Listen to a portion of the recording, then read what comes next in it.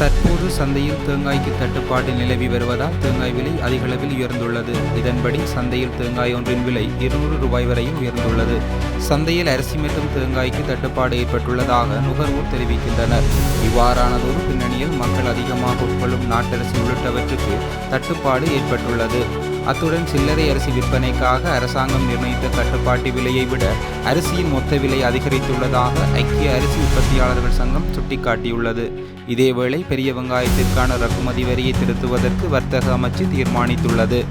இதன் அடிப்படையில் நேற்று முதல் அமுலுக்கு வரும் வகையில் இறக்குமதி செய்யப்படும் வெங்காயத்திற்கான 30 ரூபாய் விசேட வர்த்தக வரியை 10 ரூபாவாக குறைப்பதற்கும் இறக்குமதி செய்யப்படும் உருளைக்கிழங்குக்கான 60 ரூபாய் விசேட வர்த்தக வரியை தொடர்ந்தும் பேணுவதற்கும் தீர்மானிக்கப்பட்டுள்ளது.